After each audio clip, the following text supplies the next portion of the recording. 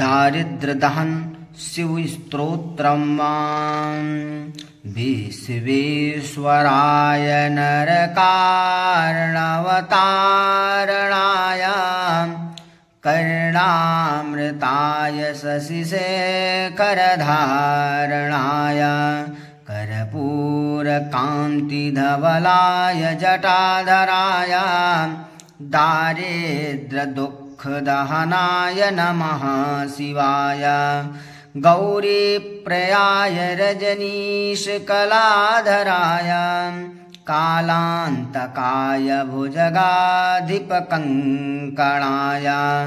गङ्गाधराय गजराज विमर्दनाय दारिद्र्यदुःखदहनाय नमः शिवाय भक्तिप्रियाय भवरोगभयापहाय उग्राय दुर्गभवसागरतारणाय ज्योतिर्मयाय गुणनामसुनेत्रकाय दारिद्र्यदुःखदहनाय नमः शिवाय चरमाम्बराय शवभस्मविलेपनाय भालेक्षणाय मणिकुण्डलमण्डिताय मञ्जीरपादयुगलाय जटाधराय दारिद्र्यदुःखदहनाय नमः शिवाय पञ्चाननाय फणिराजविभूषणाय हेमांशुकाय भुवनत्रयमण्डिताय आनन्दभूमिवरदाय तमोमयाय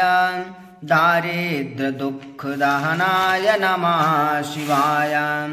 भानुप्रियाय भवसागरतारणाय कालान्तकाय कमलासनपूजिताय नीतत्रयाय शुभलक्षणलक्षिताय दारिद्र्यदुःखदहनाय नमः शिवाय रामप्रियाय रघुनाथवरप्रदाय नागप्रियाय नरकार्णवतारणाय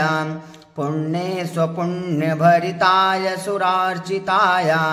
दारिद्र्यदुःखदहनाय नमः शिवाय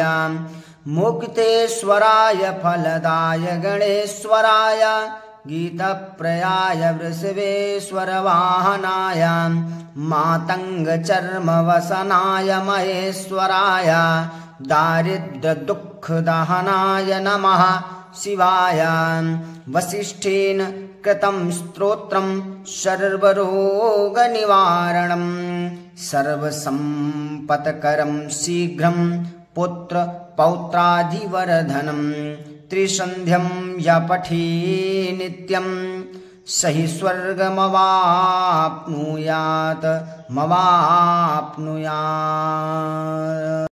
दारिद्र्यदहन शिवस्तोत्रम् विश्वेश्वराय नरकार्णवतारणाय कर्णामृताय शशिशेखरधारणाय कर्पूरकान्तिधवलाय जटाधराय दारिद्र्यदुःखदहनाय नमः शिवाय गौरीप्रियाय रजनीशकलाधराय कालान्तकाय भुजगाधिपकङ्कणाय गङ्गाधराय गजराज विमर्दनाय दारिद्र्यदुःखदहनाय नमः शिवाय भक्तिप्रियाय भवरोगभयापहाय उग्राय दुर्गभवसागरतारणाय ज्योतिर्मयाय गुणनामसुनेत्रकाय दारिद्र्यदुःखदहनाय नमः शिवाय चरमाम्बराय शवभस्मविलेपनाय भालेक्षणाय मणिकुण्डलमण्डिताय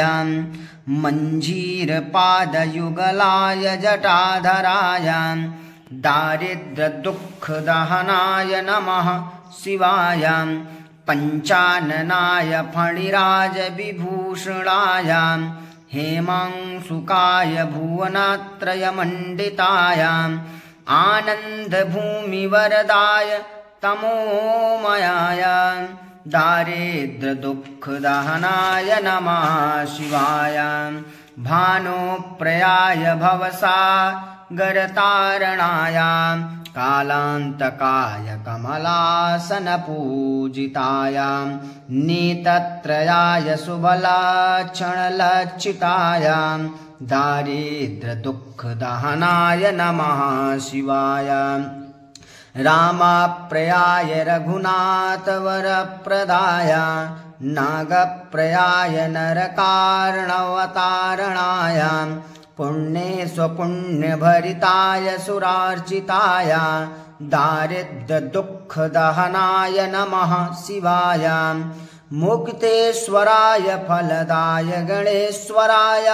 गीतप्रयाय वृषभेश्वरवाहनाय मातङ्गचर्मवसनाय महेश्वराय दारिद्र्यदुःखदहनाय नमः शिवाय वसिष्ठेन कृतं स्तोत्रं सर्वरोगनिवारणं सर्वसम्पत्करं शीघ्रं पुत्रपौत्रादिवर्धनं त्रिसन्ध्यं य पठे नित्यं स हि स्वर्गमवाप्नुयात्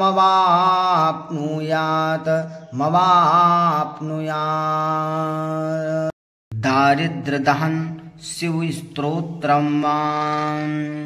विश्वेश्वराय नरकार्णवतारणाय कर्णामृताय शशिशेखरधारणाय कर्पूरकान्तिधवलाय जटाधराय दारिद्र्यदुःखदहनाय नमः शिवाय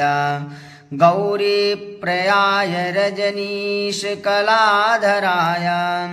कालान्तकाय भुजगाधिपकङ्कणाय गङ्गाधराय गजराज विमर्दनाय दारिद्र्यदुःखदहनाय नमः शिवाय भक्तिप्रियाय भवरोगभयापहाय उग्राय दुर्गभवसागरतारणाय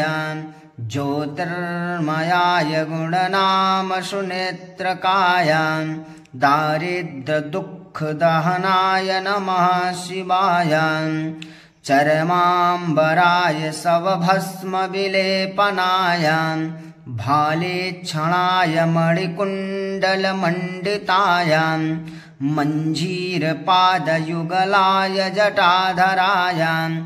दारिद्र्यदुःखदहनाय नमः शिवाय पञ्चाननाय फणिराजविभूषणाय हेमांशुकाय भुवनत्रयमण्डिताय आनन्दभूमिवरदाय तमोमयाय दारिद्र्यदुःखदहनाय नमः शिवाय भानुप्रयाय भवसागरतारणाय कालान्तकाय कमलासनपूजिताय नीतत्रयाय सुबलाक्षणलक्षिताय दारिद्र्यदुःखदहनाय नमः शिवाय रामप्रयाय रघुनाथवरप्रदाय नागप्रयाय नरकार्णवतारणाय पुण्ये स्वपुण्यभरिताय सुरार्चिताय दारिद्र्यदुःखदहनाय नमः शिवाय मुक्तेश्वराय फलदाय गणेश्वराय गीतप्रयाय वृषभेश्वरवाहनाय मातङ्गचर्मवसनाय महेश्वराय दारिद्र्यदुःखदहनाय नमः शिवाय वसिष्ठेन कृतं स्तोत्रं सर्वरोगनिवारणं सर्वसम्पत्करं शीघ्रं पुत्रपौत्रादिवर्धनं त्रिसन्ध्यं य पठे नित्यं स हि स्वर्गमवाप्नुयात् मवाप्नुयात्। दारिद्र्यदहन् शिवस्तोत्रम् विश्वेश्वराय नरकार्णवतारणाय कर्णामृताय शशिशेखरधारणाय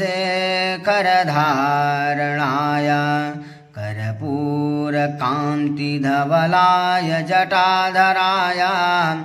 दारिद्र्यदुःखदहनाय नमः शिवाय।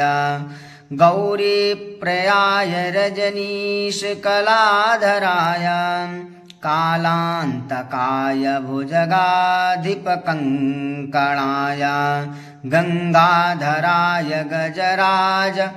विमर्दनाय दारिद्र्यदुःखदहनाय नमः शिवाय। भक्तिप्रियाय भवरोगभयापहाय उग्राय दुर्गभवसागरतारणाय ज्योतिर्मयाय गुणनामसुनेत्रकाय दारिद्र्यदुःखदहनाय नमः शिवाय। चर्माम्बराय शवभस्मविलेपनाय भालेक्षणाय मणिकुण्डलमण्डिताय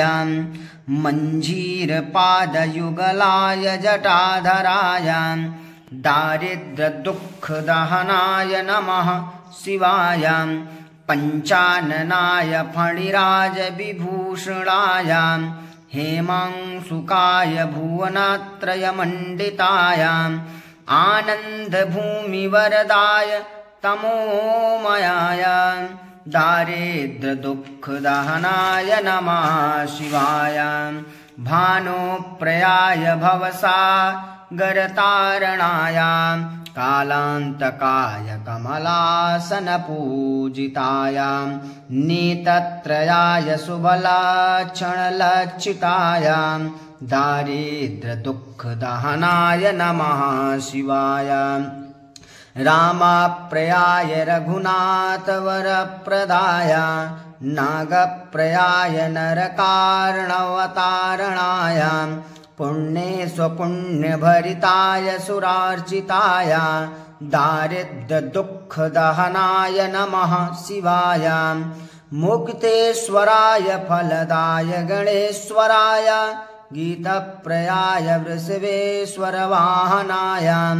मातङ्गचर्मवसनाय महेश्वराय दारिद्र्यदुःखदहनाय नमः शिवाय। वसिष्ठेन कृतं स्तोत्रं सर्वरोगनिवारणं सर्वसम्पत्करं शीघ्रं पुत्रपौत्रादिवर्धनं त्रिसन्ध्यं य पठे नित्यं स हि स्वर्गमवाप्नुयात् मवाप्नुयात्। दारिद्र्यदहन् शिवस्तोत्रम् विश्वेश्वराय नरकार्णवतारणाय कर्णामृताय शशिशेखरधारणाय कर्पूरकान्तिधवलाय जटाधराय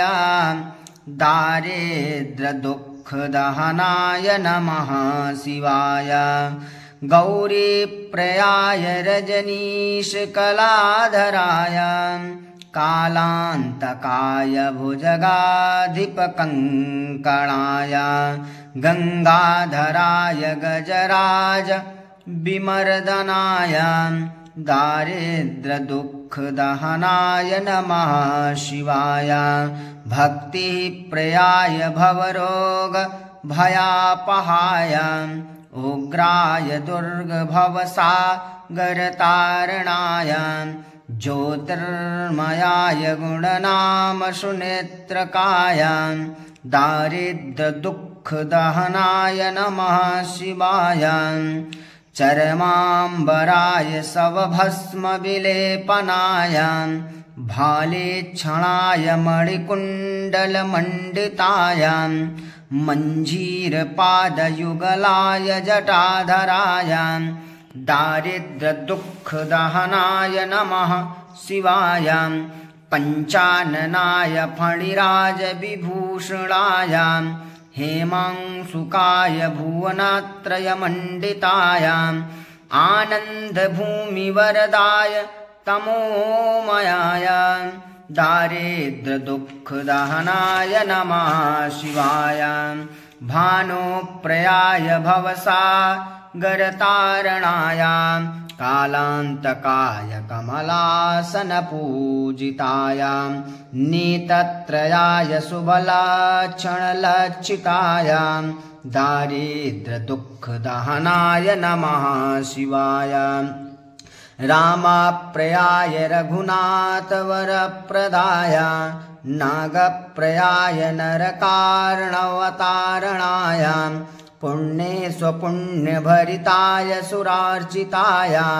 दारिद्र्यदुःखदहनाय नमः शिवाय मुक्तेश्वराय फलदाय गणेश्वराय गीतप्रयाय वृषभेश्वरवाहनाय मातङ्गचर्मवसनाय महेश्वराय दारिद्र्यदुःखदहनाय नमः शिवाय वसिष्ठेन कृतं स्तोत्रं सर्वरोगनिवारणं सर्वसम्पत्करं शीघ्रं पुत्रपौत्रादिवर्धनं त्रिसन्ध्यं यपठे नित्यं सहि स्वर्गमवाप्नुयात्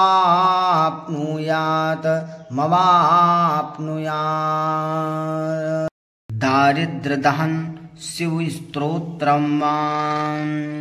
विश्वेश्वराय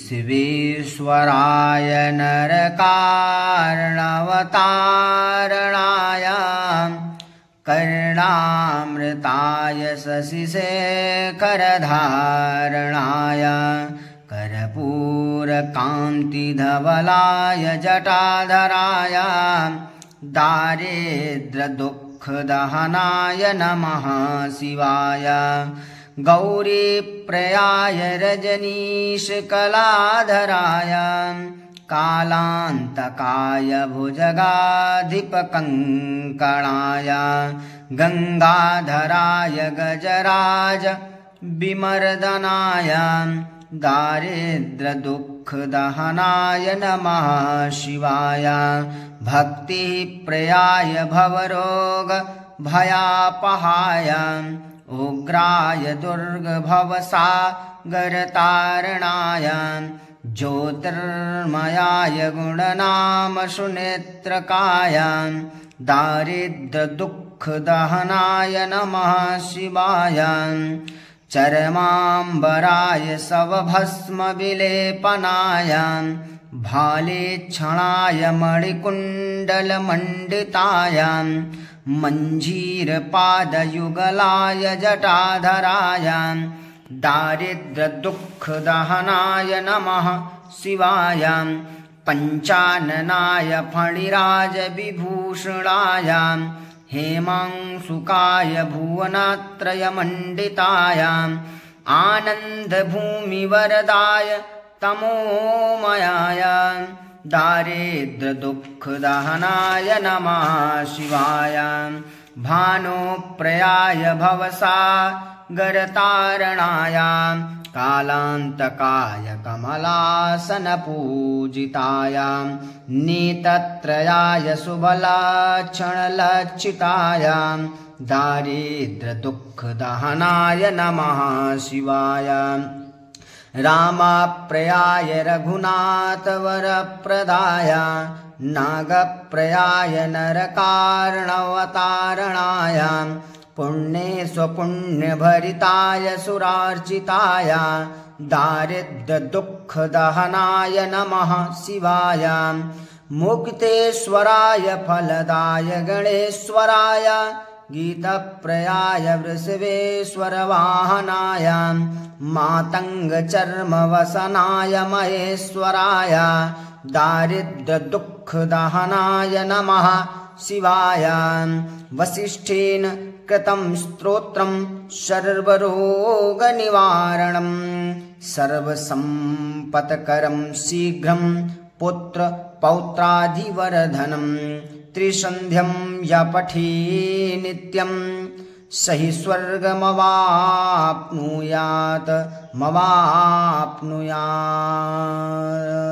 दारिद्र्यदहन शिवस्तोत्रं विश्वेश्वराय नरकारणवतारणाय कर्णामृताय शशिशेखरधारणाय कर्पूरकान्तिधवलाय जटाधराय दारिद्र्यदुःखदहनाय नमः शिवाय गौरीप्रियाय रजनीशकलाधराय कालान्तकाय भुजगाधिपकङ्कणाय गङ्गाधराय गजराज विमर्दनाय दारिद्र्यदुःखदहनाय नमः शिवाय भक्तिप्रियाय भवरोग भयापहाय उग्राय दुर्गभवसागरतारणाय ज्योतिर्मयाय गुणनामसुनेत्रकाय दारिद्र्यदुःखदहनाय नमः शिवाय चरमाम्बराय शवभस्मविलेपनाय भालेक्षणाय मणिकुण्डलमण्डिताय मञ्जीरपादयुगलाय जटाधराय दारिद्र्यदुःखदहनाय नमः शिवाय पञ्चाननाय फणिराजविभूषणाय हेमांशुकाय भुवनत्रयमण्डिताय आनन्दभूमिवरदाय तमोमयाय दारिद्र्यदुःखदहनाय नमः शिवाय भानुप्रियाय भवसागरतारणाय कालान्तकाय कमलासनपूजिताय नीतत्रयाय शुभलक्षणलक्षिताय दारिद्र्यदुःखदहनाय नमः शिवाय रामप्रियाय रघुनाथवरप्रदाय नागप्रियाय नरकारणवतारणाय पुण्ये स्वपुण्यभरिताय सुरार्चिताय दारिद्र्यदुःखदहनाय नमः शिवाय मुक्तेश्वराय फलदाय गणेश्वराय गीतप्रियाय वृषभेश्वरवाहनाय मातङ्गचर्मवसनाय महेश्वराय दारिद्र्यदुःखदहनाय नमः शिवाय वसिष्ठेन कृतं स्तोत्रं सर्वरोगनिवारणं सर्वसम्पत्करं शीघ्रं पुत्र पौत्रादिवर्धनं त्रिसन्ध्यं य पठे नित्यं स हि स्वर्गमवाप्नुयात्